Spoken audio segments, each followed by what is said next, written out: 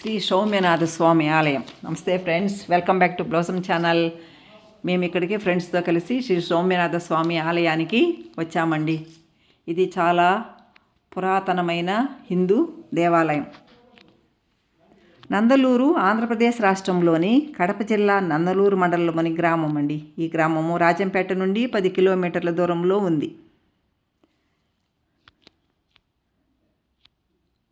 అన్నమయ్య జిల్లా అండి. నందలూరులోని బాహుదా నది తీరాన ఉన్న శ్రీ సౌమ్యనాథ స్వామి ఆలయం 11వ శతాబ్దపు ప్రసిద్ధి చెందిన వైష్ణవ క్షేత్రం. చోళులు, కాకతీయులు నిర్మించిన ఈ ఆలయంలో 7 అడుగుల ఎత్తైన అభయహస్త విష్ణుమూర్తి విగ్రహము చాలా బాగుందండి. విష్ణుమూర్తి అభయహస్తంతో ఉన్నారు ఇక్కడ. లోపల 108 స్తంభాల మంటపము ప్రత్యేకత అండి.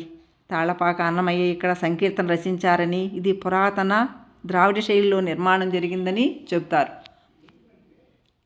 ఇక్కడ చూడండి, అందరూ కూర్చున్నారు. ఎందుకంటే చాలాసేపు ఇక్కడ కూర్చున్నారండి. నైవేద్యం పెడుతున్నారు లోపల స్వామివారికి. ఇక్కడ అన్నప్రాస చేస్తున్నారండి. వాళ్ళ బంధువులతో సహా వాళ్ళు పక్క ఊరి నుంచి వచ్చామనేసిందని చెప్పారు. ఆలయంలో చేస్తే మంచిది కాబట్టి అన్నప్రాస చేస్తున్నారు. శ్రీ సౌమ్యనాథుని చొక్కనాథుడు అని కూడా పిలుస్తారు. ఈ గ్రామం ఒకప్పుడు బౌద్ధ క్షేత్రంగా ఉండిందని చెబుతారు. ఈ గ్రామానికి పూర్వము తొండమండలం, నిరంతరపురం, చొక్కనాథపురం అనే పేర్లు కూడా ఉండేవి. ఈ ఆలయ నిర్మాణానికి ఎర్రరాయిని వినియోగించారు. ఇది గర్భగుడి చుట్టూ తిరుగుతున్నారు చూడండి. ఇలా గర్భగుడి చుట్టూ 9 ప్రదక్షిణలు, 108 ప్రదక్షిణలు చేస్తారు. 9 ప్రదక్షిణలు చేస్తే మనము ఒక కోరిక కోరుకుంటే ఆ కోరిక నెరవేరిన తర్వాత 108 ప్రదక్షిణలు చేస్తుంటారని చెప్తున్నారండి. ఆ విధంగా 108 ప్రదక్షిణలు చేసేవాళ్ళు ఉన్నారు ఇక్కడ. వాహనాలండి, ఉత్సవాలలో ఊరేగే వాహనాలు, బ్రహ్మోత్సవాలప్పుడు ఈ వాహనాలపైన ఉత్సవ విగ్రహాన్ని ఊరేగిస్తుంటారు. ఆలయము చాలా బాగా ఉంది. చూడండి, అన్ని వాహనాలు ఇటువైపు ఉన్నాయి.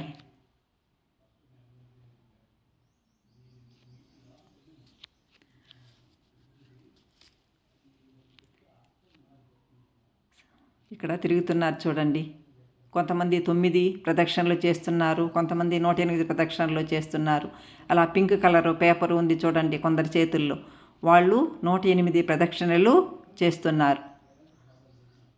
వాళ్ళ కోరిక నెరవేరి ఇక్కడికి వచ్చి చేస్తున్నారు. ఎందుకంటే ఆ పేపర్లో నుంచి పెన్సిల్తో ఒక ప్రదక్షిణ అయిన తర్వాత టిక్కు పెట్టుకుంటారండి.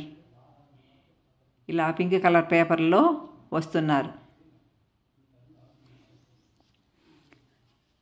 ఇది భక్తుల నమ్మకం. ఈ ఆలయానికి జిల్లా నలుమూలల నుండే కాక తమిళనాడు, కర్ణాటక తదితర ప్రాంతాల నుంచి కూడా భక్తులు పెద్ద సంఖ్యలో వస్తుంటారండి. ప్రతి సంవత్సరం ఆషాఢ మాసంలో బ్రహ్మోత్సవాలు జరుపుతారు. దక్షిణ భారతదేశంలో ఉన్న సుప్రసిద్ధ ఆలయాల్లో నందలూరులోని సౌమ్యనాథ ఆలయము ఒకటి. ఈ సౌమ్యనాథునికి చొక్కనాథుడని, చొక్కనాథర్ పెరుమాళ్ళని కూడా పిలుస్తారు. సౌమ్యనాథుడన్నా చొక్కనాథుడన్నా సౌందర్యవంతుడని అర్థం. సౌమ్యనాథుడనగా సౌమ్యకు అంటే శ్రీ లక్ష్మీదేవికి నాథుడని అర్థం. స్వామి మూల విరాట్టు చాలా అందంగా ఉంటుందండి. బ్రహ్మ మానసపుత్రుడు, త్రిలోక సంచారి, లోక కళ్యాణ కారకుడు, కలహ ప్రియుడు నారదుడు నందలూరు గ్రామంలో వెలిసిన సౌమ్యనాథ ఆలయంలో మూల విరాట్ని ప్రతిష్ఠించాడని శాసనాలు కూడా చెబుతున్నాయి. ఇక్కడ మత్స్యం ఉంది చూడండి, చేప. వరదలు వచ్చినప్పుడు ఈ చేపకు ఆ తడి తగిలితే ఇది మామూలుగా వరదల్లో వెళ్ళిపోతుందని అంటారండి.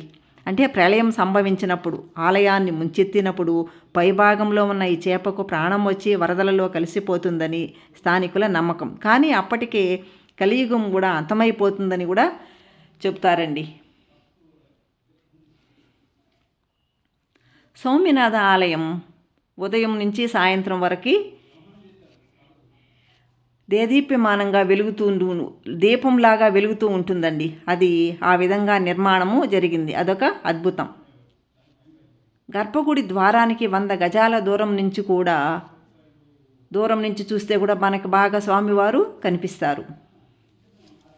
ఏడాదిలో ఒక్కరోజు సూర్యకిరణాలు స్వామి పాదాలపై ప్రసరించే విధంగా శిల్పులు నిర్మించారని కూడా చెబుతారు.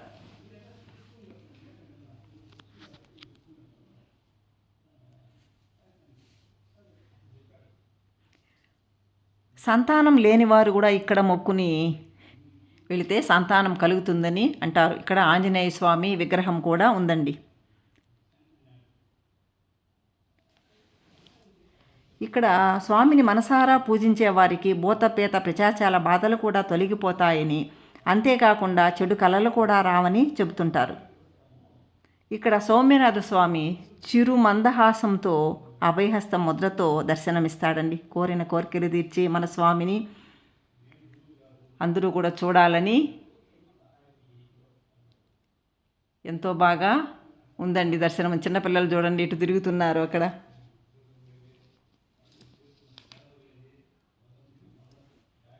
చాలా అద్భుతంగా ఉందండి ఆలయం.